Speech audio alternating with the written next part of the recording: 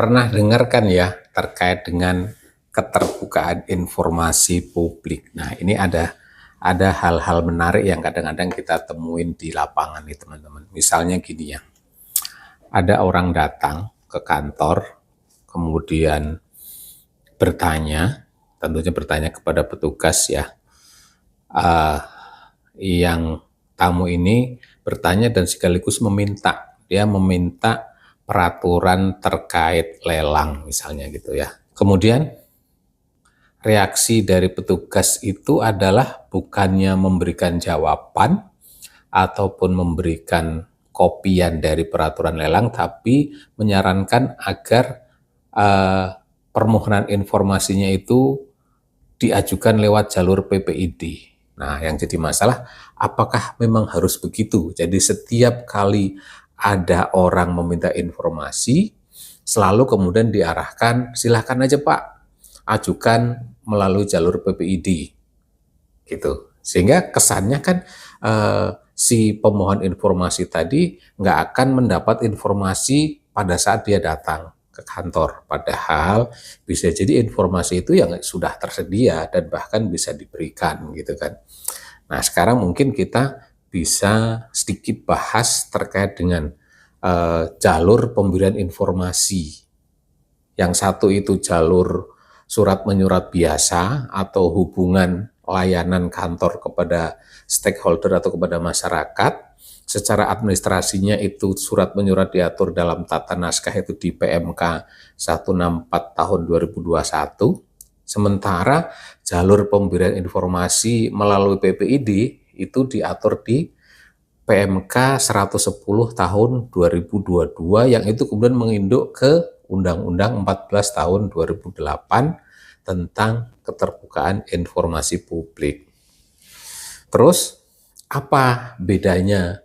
Tadi secara ketentuan peraturannya beda. Yang kedua, siapa yang akan memberikan atau yang tanda tangan dalam surat jawaban? Kalau tata naskah biasa itu dijawab atau ditandatangani oleh kepala kantor. Sementara kalau menggunakan jalur PPID, yang tanda tangan adalah pejabat pengelola informasi dan dokumentasi. Siapa itu? Ya kepala kantor, tapi selaku PPID. Yang ketiga, terkait dengan alurnya. Pada saat sudah diberikan jawaban, si pemohon informasi bisa jadi keberatan. Nah, kalau yang pakai jalur tata naskah biasa, maka saat keberatan dia datang lagi, dia mungkin berkirim surat lagi, dan nanti akan dijawab lagi oleh kepala kantor. Dijelaskan lagi, dan bisa berulang-ulang seperti itu. Sementara kalau lewat jalur PPID, kalau dia keberatan, ya dia akan berkirim surat keberatan, harus ditanggapi oleh atasan kepala kantor. Kalau memang awal dari kepala kantor KPKNL, ya atasannya langsung adalah Dirjen KN. Nah, keberatannya langsung ke situ. Walaupun yang nerima kepala KPKNL nanti diteruskan ke Pak Dirjen untuk memberikan jawaban terhadap keberatan pemohon informasi tadi. Terus, kalau itu masih juga nggak puas, lanjut ke sengketa komisi informasi. Hasil dari komisi informasi juga belum memuaskan, ada jalur lagi lewat gugatan ke PT UN. Nggak puas juga, masuk ke Mahkamah Agung. Nah, itu jalur yang akan dilewati kalau menggunakan PPID. Ada hal yang kemudian perlu diperhatikan, kalau lewat jalur PPID, maka di situ juga ada sanksi. Pada saat informasi itu tidak diberikan atau hal-hal tertentu itu menyalahi prosedur pemberiannya dan segala macam, itu ada kemungkinan kena sanksi pidana kurungan dan juga sanksi denda. Nah, itu diatur di Undang-Undang 14 tahun 2008.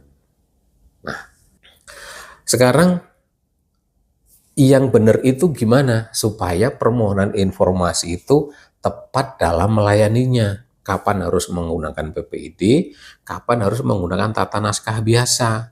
Nah, ciri-cirinya harus bisa dilihat. Kalau mau menggunakan PPID, maka itu ada 4 hal. Salah satunya boleh. Pada saat salah satu dari 4 hal ini kok ada dalam surat permohonan itu, maka itu gunakanlah jalur PPID.